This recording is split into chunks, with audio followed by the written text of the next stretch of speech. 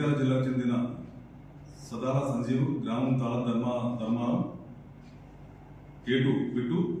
Alias Shivakumar residential Jagtial మరియు నిర్మల్ జిల్లాకు చెందిన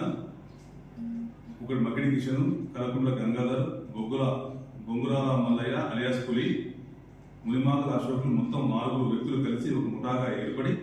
నకిలీ నోట్లు ఇచ్చి అసలు నోట్లు తీసుకోవాలని నిర్ణయించుకొని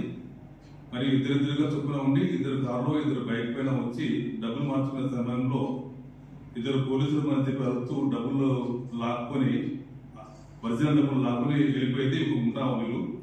ఈ ముఠా వాళ్ళు దాదాపు సంవత్సరం నుండి 6 హైదరాబాద్ లో 3, ధర్మపూర్లో 1, కరీంనగర్లో 1, చెన్నారంలో 1, జగిత్యాలలో 1 నమ్మించి అసలు డబ్బులు తీసుకున్నామని దాదాపు 10 లక్షల రూపాయల వరకు లాక్కొని వెళ్ళడం జరిగింది. అలాగే తేదీ 1/8/24 రోజున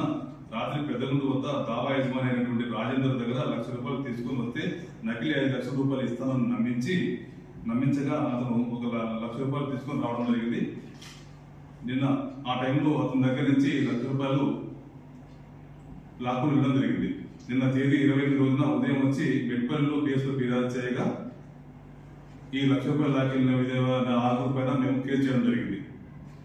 ఈ విధంగా మోసం చేసి లాక్కుపోయిన వ్యక్తుల గురించి CA Niranjan Reddy plus SI Chiranjeevi, SI రాజులు మా పోలీస్ సిబ్బంది వారిని పట్టుకొని ఆలోచించగా వారి ఆశ గురించి తిరుగుతుండగా వెంకటరావుపేట వద్ద వీరేంద్ర దాబాలో ఒక కారు బైక్లపై వచ్చి 6 వ్యక్తులు ఉన్నారని సమాచారం రాగా మా పోలీసు వారు అక్కడికి వెళ్ళి వాళ్ళని పట్టుకొని ఆ 6 వ్యక్తుల దగ్గర నుంచి ఆ నెక్సాన్ కారు, ఒక పల్సర్ బైకు, ఓ 14 కట్టలు, ₹500 డమ్మీ కట్టలు మరియు 6 సెల్ ఫోన్లు, నగదు ₹5,050 పట్టుకుని నేరస్తులను అదుపులోకి తీసుకోవడం జరిగింది.